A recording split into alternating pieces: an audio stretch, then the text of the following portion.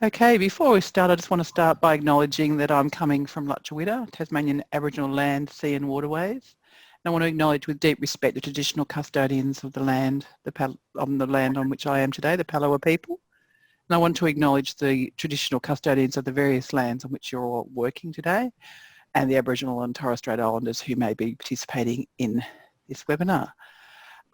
So thank you for joining us. Balancing bias is an amazing topic. I'm loving all the different names that Deb has is presenting for us each week.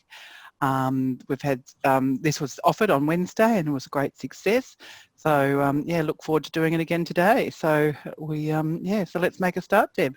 Thank you. Thank you, Darlene, and welcome everyone for our second week of midweek charge, 12 at 12 at 1 o'clock on Friday, because that's how we like to do things.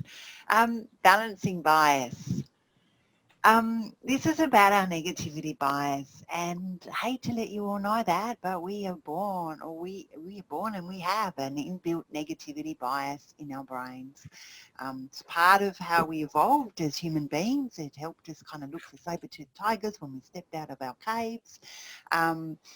And what it means is that we notice the bad things that happen to us. We notice them more. They resonate more with us, so we feel them more strongly.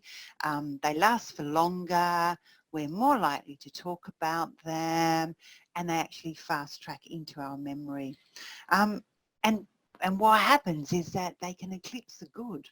So they have about up to 4 times the impact of good things. So we can have 10 good things that happen to us in a day, and then if a couple of bad things happen, it throws our day.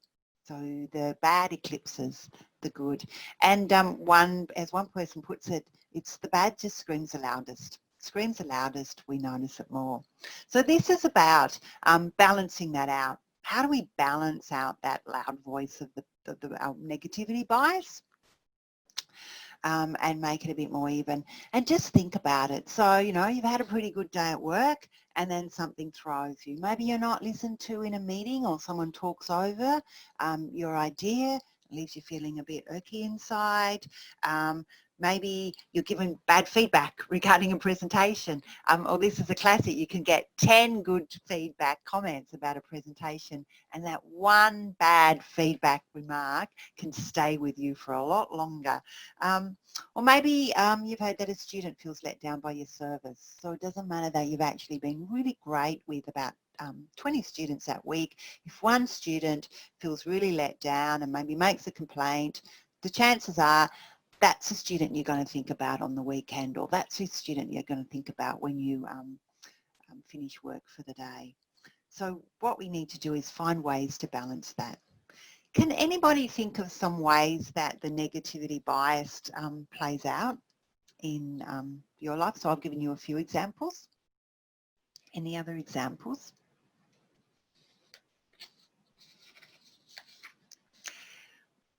Oh, this is our Friday kind of, nearly the end of the week.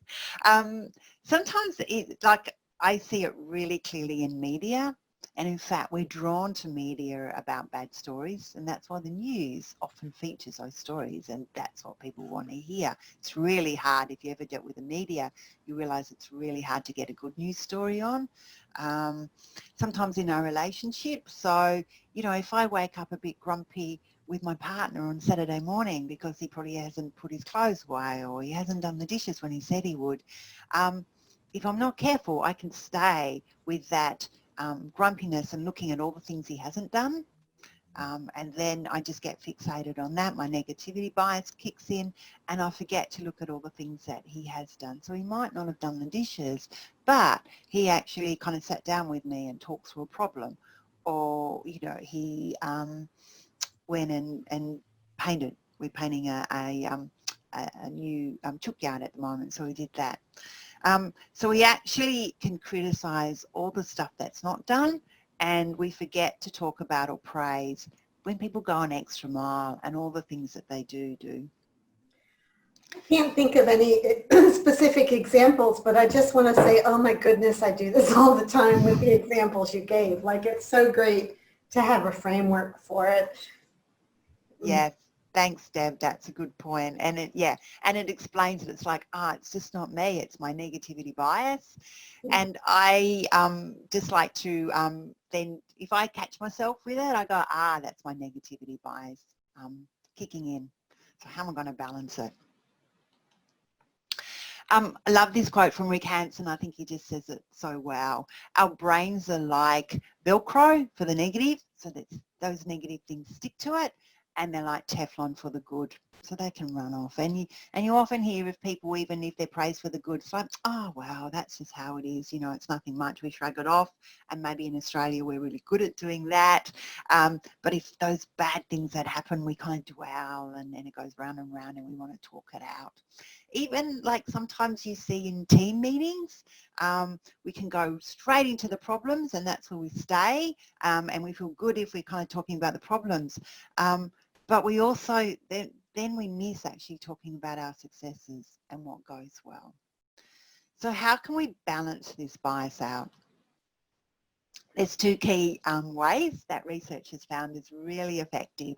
And the first one is just a www. So rather than the World Wide Web though, it's the what went well.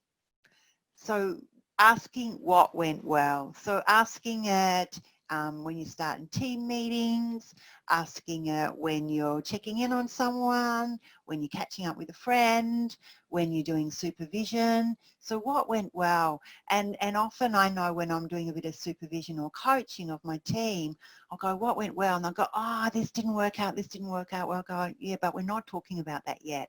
I just want to get what went well and start with that. So just training ourselves and others to think about what went well before we jump into the problems, because chances are we jump into the problems, our negativity bias will stay there and we won't move on.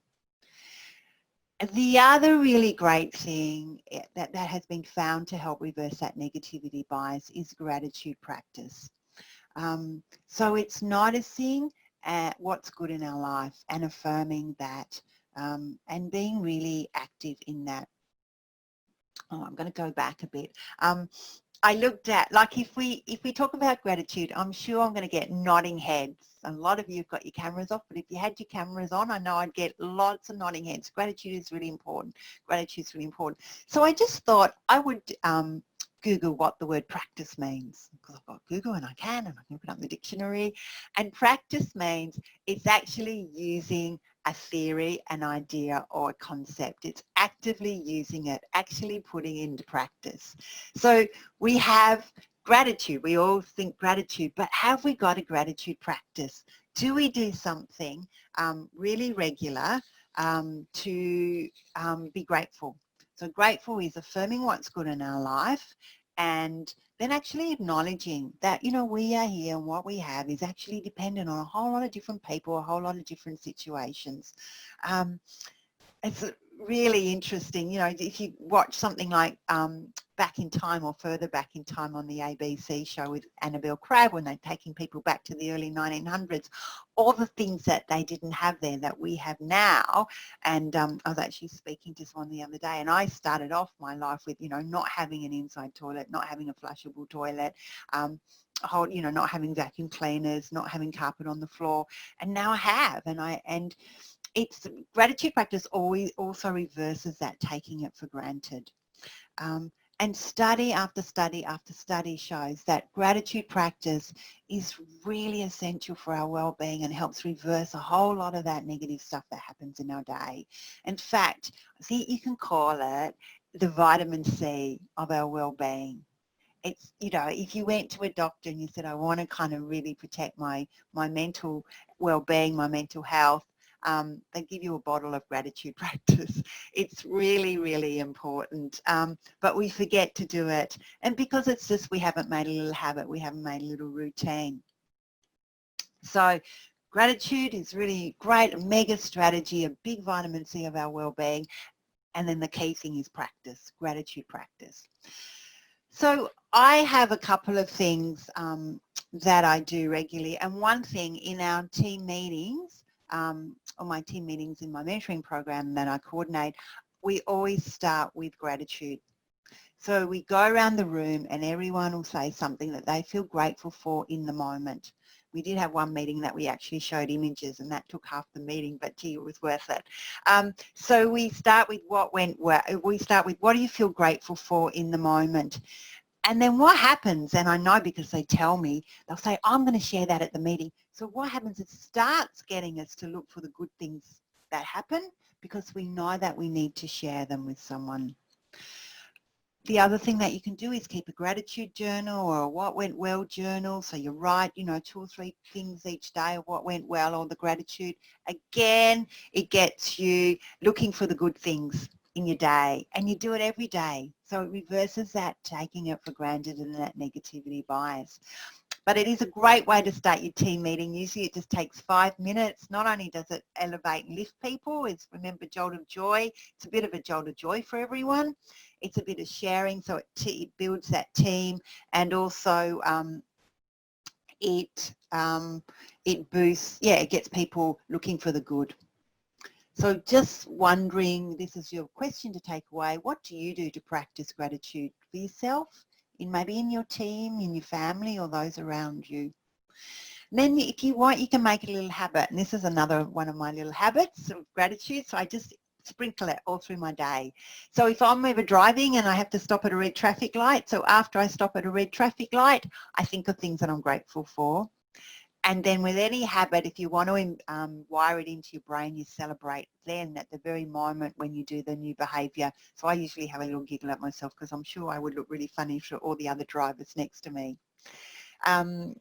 So think about how you can start a gratitude practice.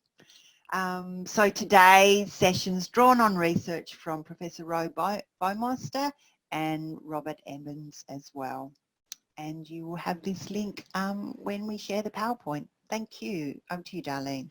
Brilliant. Thank you, Deb. It's wonderful to be reminded. Yet so often I know how good it is for me, but I just haven't put it into the routine. So I might even overshare at this moment is I might change, because at the stoplights I actually do my pelvic floor, but I think I'd rather do my gratitude list than at the stoplights.